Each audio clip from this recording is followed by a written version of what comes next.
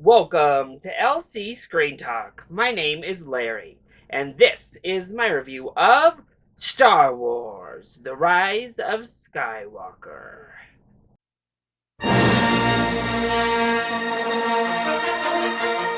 So, of course, I had to go to the opening night fan event, get my little pin, because I love me a good pin. Also bought those tins that they have on sale at AMC. Good times all around. The Rise of Skywalker is the latest installment in the Star Wars universe, and the ninth film in the Skywalker saga. Following the events of The Last Jedi, Rey continues to hone her skills as well as her connection with the Force as she continues to deal with an internal struggle on a more personal level. Meanwhile, our entire gang is back, including Poe Dameron, BB-8, and Finn, as they aid in trying to bring down the First Order. And it all becomes that much more important when rumblings of an old villain begin to spread. So I have really enjoyed both of the new trilogy Star Wars films. I loved The Force Awakens, and I also love The Last Jedi. So I was pumped for this film. Now, I was certainly worried. Having a trilogy that has a director bookend the series with another random director giving us that middle piece is cause for concern, in my opinion. If somebody's vision began, a new director take the trilogy in a new direction, and then have this original director come back to close it all out. What?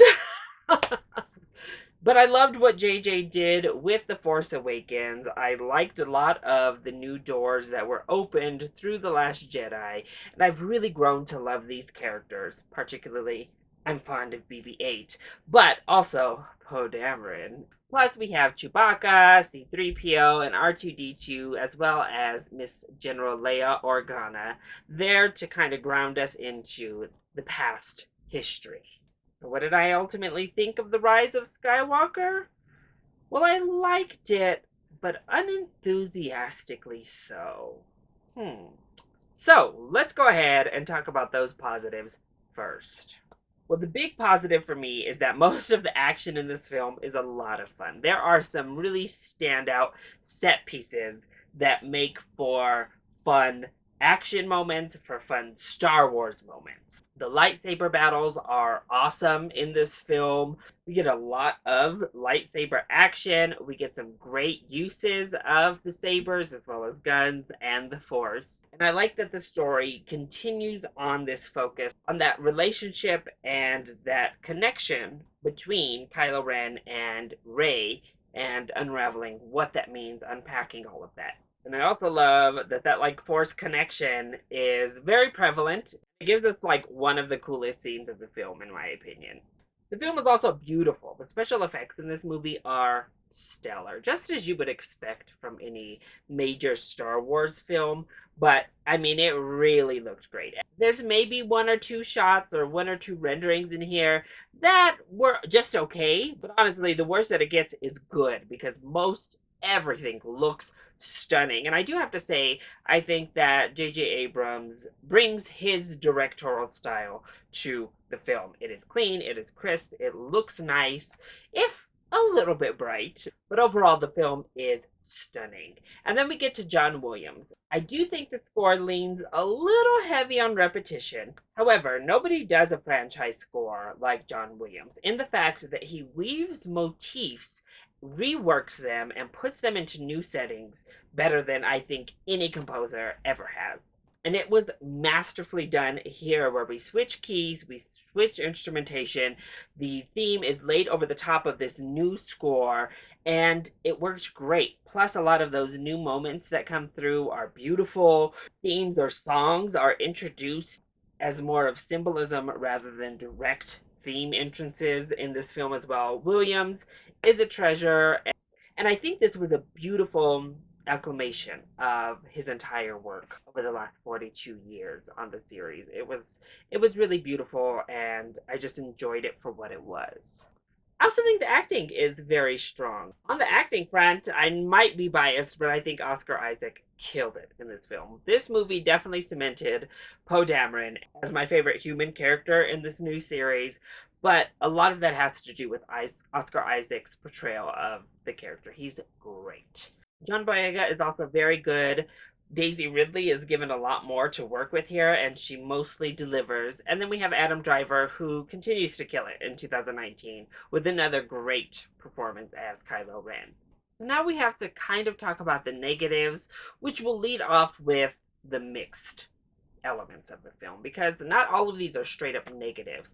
And ultimately, payoffs. The payoffs to different story threads that have been set up, they vary. There are a couple of good ones that I ultimately thought actually were nice, but there's a lot in here that just felt hollow.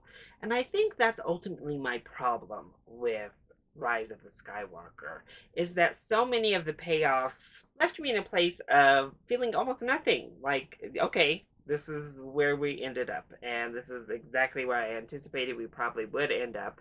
And even though some elements weren't exactly as I thought they would be, the end still felt a little bit emotionally hollow. It didn't resonate with me. I wasn't excited about the revelations. You get excited about the action and the moments that were happening, but ultimately I was left emotionally dissonant.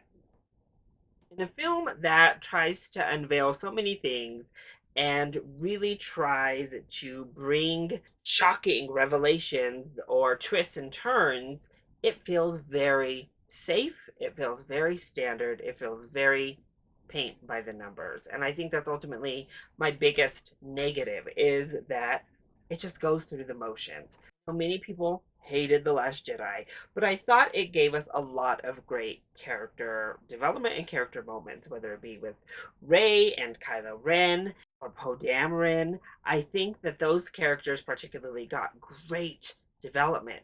And this film, Poe Dameron particularly, had so much potential. Like, they had all of the groundwork in his plot to have this great development and this great arc as a character, and it just didn't happen. Rey and Kylo continue to do an arc, but it's not exciting. It's not really thrilling. We boil down to moments, we boil down to cliches of there are tense moments or they're big action, and we go into despair mode, but you never really are buying it. You know what's to come, right? You know what's gonna unfold next. And for all the twists that the script attempts to throw at you, there's never really any moments of true suspense. Also, there's a lot of fan service in this movie, like a lot. Too much, in my opinion. Just too much. Whether it's callbacks, whether it's like just kind of cheesy lines, there's just too much fan servicey type of stuff thrown in here. The script seems more worked around that fan service than it should be, in my opinion. And overall, it cheapened the script rather than add like those nuggets and those little nuggets of flair throughout. And that's really what fan service should be. These little nuggets dropped throughout the movie rather than a script seeming to work around getting them in. And that's what this script is, kind of a workaround. Watching the movie, it doesn't feel like there was ever really a plan. It feels like, oh crap, we have to tie up all of these loose ends by the end of this film. How do we get to that point? And in that fan service, I think we continue to shrink a galaxy-wide storyline. There's not a need to tie everything back to something else that's come before. Things can stand alone, and that's okay. And this film tried to shrink it even that much further, and I found it a little bit disappointing. Plus, I don't know what the Force is anymore in Star Wars. It's very muddled at this point. It has been with this entire new trilogy, but and that was really disappointing. The script, it was pretty weak. And it leaves a lot to be desired in the realm of continuity as a trilogy. And as a conclusion to a 9-film series arc, it's just underwhelmed. Plus, Disney. I'm sick of it. I don't want it to happen again. Don't queerbait anymore. I knew that's what this was going to be. I don't know why J.J. Abrams even opened his mouth to say LGBTQ representation in here. It's ridiculous. It's stupid. It's outrageous. And I hate a specific storyline with Poe Dameron's character. So overall, The Rise of Skywalker is an enjoyable enough ride. It's not a bad film. It's not horrible by any means. It's just a pretty safe conclusion to an epic story that left me feeling a little bit bland. Does there need to be a recommendation? If you're a Star Wars fan, I already know you're going to see it opening weekend. Full price ticket for you. But unfortunately, I think this is on the lower tiers of my personal Star Wars ranking. I guess we'll have to see. So that's it. That is my review of Star Wars, The Rise of Skywalker. I hope you enjoyed it. If you did, go ahead, click like down below, and subscribe to the channel so you are always up to date on my latest videos. Also, join in on the discussion. Are you excited to see The Rise of Skywalker? Or have you already seen it? If you have, let me know your thoughts, either in the comment section down below, or you can hit me up on Twitter. I love you all so much for your continued support. Thank you for watching, and I'll see you next time. Bye!